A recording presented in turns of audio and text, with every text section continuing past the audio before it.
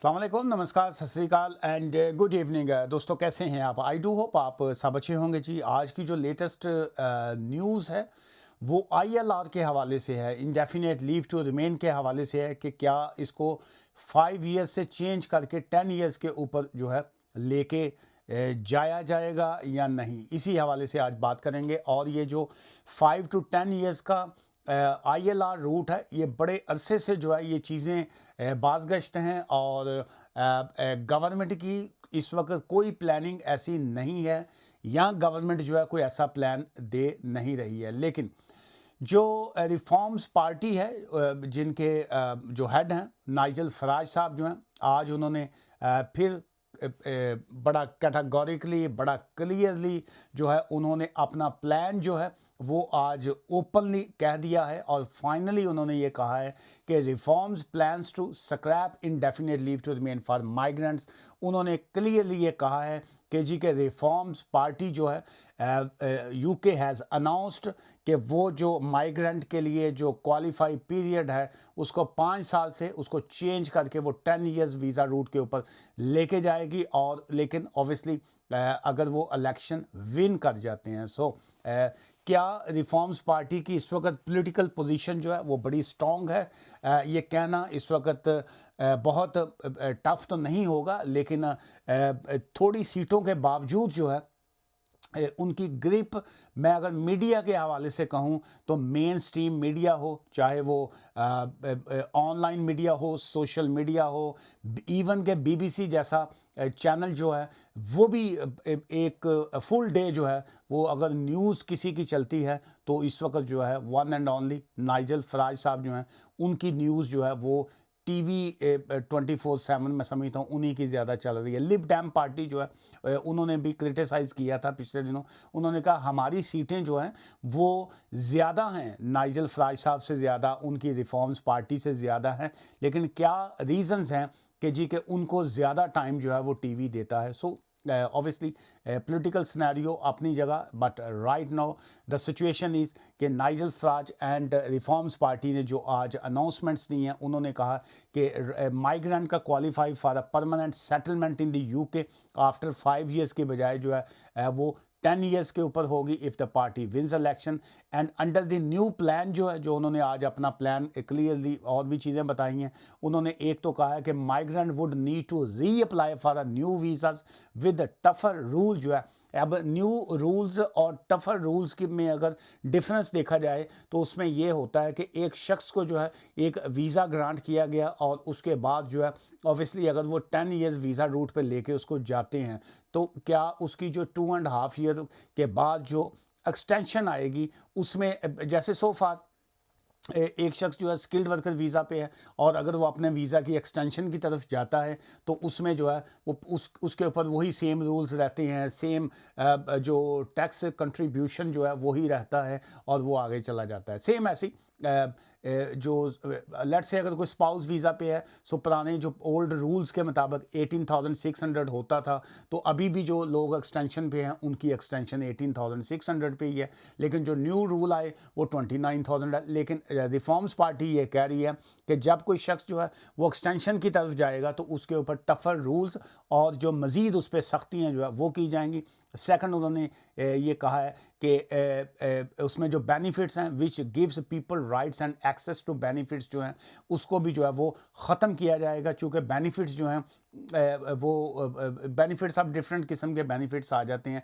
इसकी उन्होंने क्लैरिटी तो नहीं दी कि क्या वो यूनिवर्सल क्रेडिट की बात कर रहे हैं, क्या वो पर्सनल इंडिपेंडेंस पेमेंट की बात कर रहे हैं, क्या वो डिसेबिलिटी लिविंग अलाउंस की बात कर रहे हैं, कौन से बेनिफिट्स की उन्होंने कहा। बट फर्दर उन्होंने कहा है जी के एक्सेस टू बेनिफिट्स जो है उसको स्टॉप किया जाएगा या उसको कंट्रोल जो है वो किया जाएगा। Reform set it plans to bar anyone other than the British citizen जो है, ये रेसिज्म में बात वैसे आ जाती है, डिस्क्रिमिनेशन में बात आ जाती है। बहरहाल उन्होंने ये बात की है कि reforms has set it plans to bar anyone other than the British citizen from access the welfare जो है कि जो ब्रिटिश लोग होंगे सिर्फ वही बेनिफिट्स को जो है वो क्लेम कर सकेंगे, जो सब्जेक्ट टू इमिग्रेशन कंट्रोल होंगे वो बेनिफिट्स को क्लेम नहीं कर पाएंगे। लेकिन राइट नो भी कानून ऐसे ही है कि सिर्फ और सिर्फ ब्रिटिश या आईएलआर होल्डर जो हैं वो बेनिफिट्स क्लेम कर सकते हैं।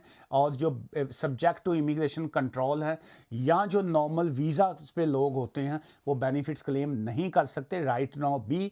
लेकिन इसके साथ साथ जो मौजूदा गवर्नमेंट है या जो प्रीवियसली कानून आ रहा है उसमें यह है कि अगर किसी शख्स की ऐसी सिचुएशन है, अगर किसी के कंपेलिंग एंड कंपैशनेट सर्कमस्टांसेस होते हैं, so then they are eligible कि वो अपनी सिचुएशन के मुताबिक, अपनी हेल्थ के मुताबिक या जो भी उनके सिचुएशंस हैं, स्टिल वो बेनिफिट्स को क्लेम कर लेते हैं। और बहुत से लोग ऐसे हैं जो 10 फॉर एग्जांपल जो 10 इयर्स वीज़ा रूट में हैं, जो जिनको बेनिफिट्स अलाउड नहीं है, लेकिन चूँकि सिंगल मॉम है या कोई सिंगल फादर है या जिनके बच्चे जो हैं वो ऑटिज़म या बाकी कोई हेल्थ के इश्यूज़ हैं, सो स्टिल वो बेनिफिट्स उनको दिया जाता है। लेकिन रिफॉर्म्स पार्टी ने कहा है कि सिर्फ ब्रिटिश पासपोर्ट होल्डर्स को बेनिफिट्स दिए जाएंगे, बाकियों को नहीं।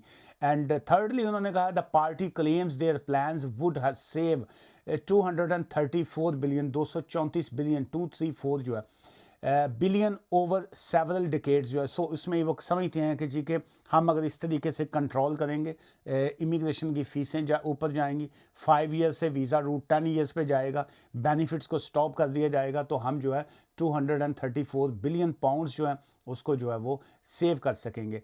सो चांसलर जो है रैचल रीव्स जो है उन्होंने कहा है कि सेट दी सजेस्टेड सेविंग्स जो है have no basis in reality, कि ये प्रैक्टिकली तौर पे हकीकत में जो है ये ऐसा नहीं है जो ये रिफॉर्म्स पार्टी या नाइजल फराज साहब जो हैं जो ऐसा कह रहे हैं। And the government were already looking at to restrictions migrant welfare access. उन्होंने कहा कि अब मौजूदा गवर्नमेंट भी, हम भी देख रहे हैं कि जी के जो बेनिफिट्स फ्रॉड जो है उसको भी स्टॉप किया जाए और जो एक्सेस बेनिफिट्स हैं उसको स्टॉप किया जाए। लेकिन ये नहीं कि जो एलिजिबल लोग नहीं हैं उनके भी बेनिफिट्स को बंद करना जो है वो कोई ह्यूमन राइट्स के हवाले से कोई पॉजिटिव थिंग्स जो है वो नहीं है। रिफॉर्म्स पार्टी के यूके लीडर जो है नाइजल फराज साहब ने फर्दर कहा should not be the world's food bank, जो है कि यूके जो है ये फूड बैंक नहीं है कि कोई भी आए रहे खाए पिए और मौज करे अपनी, हमें we have to control these all situations.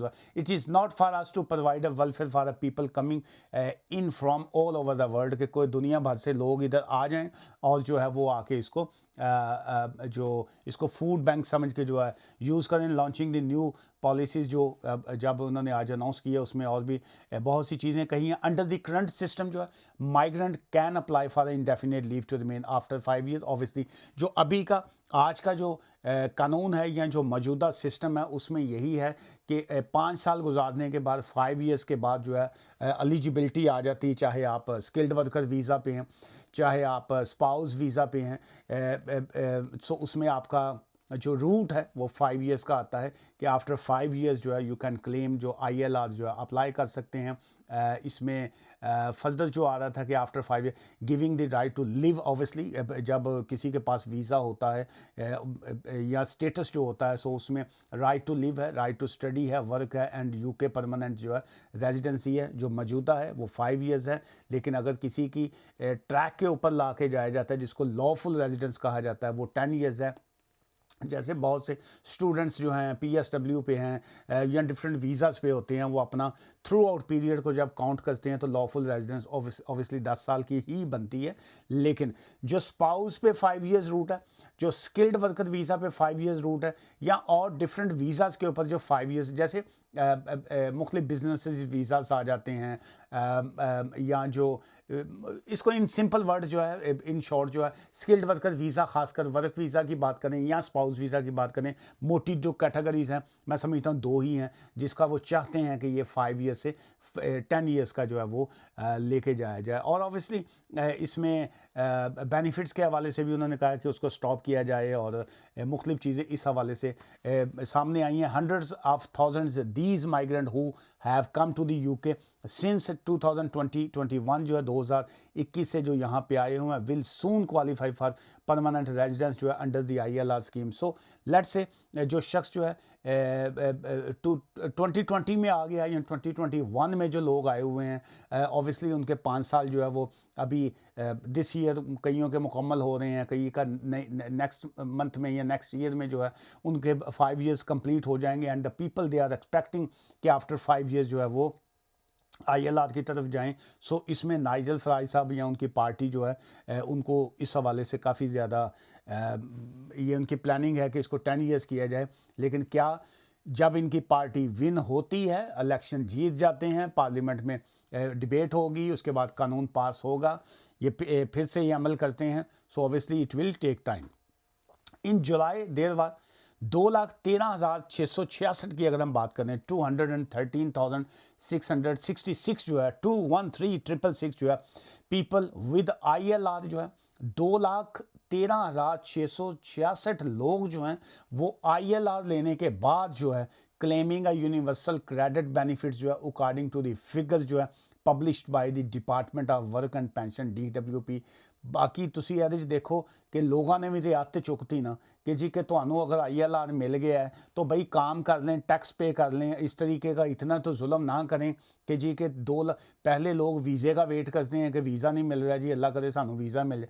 जब आपको वीज़ा मिल जाता है तो फिर उसके बाद जो है आप कहते हैं ILR तक मिल जाए। जब ILR मिल गया तो फिर बेनिफिट्स की तरफ आ जाते हैं। अब जब बेनिफिट्स लेंगे, स्टेट के ऊपर बर्डन बनेगा तो फिर ऑब्वियसली जो है वो इस तरह की चीज़ें जो है वो आती हैं। और जितना ये फिगर बताया गया है कि इस कदर जो है वो बेनिफिट्स क्लेम हो रहे हैं कि जिसकी वजह से जो है अल्टीमेट जो है इस तरह का नाइजल फराज साहब और उनकी पार्टी ने जो है वो अनाउंसमेंट्स दी हैं। सो इसमें और भी बहुत सी चीज़ें हैं, लेकिन वीडियो लंबी हो जाती है और बाज़ का जो है वो आप दोस्तों में हौसला नहीं होता लंबी वीडियो देखने का। आज की इस वीडियो से मुझे इजाज़त दीजिए। और आप दोस्तों का ऑब्वियसली ये यहाँ पे सिर्फ मैं इंफॉर्मेशन, न्यूज़ और अपनी पर्सनल ओपिनियन जो है दे रहा हूँ, it's not a legal advice. अगर आपका कोई लीगल मैटर हो, अगर आपके कोई लीगल इश्यूज़ हों, so you are most welcome. आप किसी भी लॉयर के पास जाना चाहें जाइए, मेरे पास आना चाहें, यू आर मोस्ट वेलकम। लेकिन मैं फ़ोन एडवाइस के या ऑफिस मुलाकात की जो है मैं फ़ीस चार्ज करता हूँ जी। दुआ में याद रखिएगा। Take care, bye for now, good evening.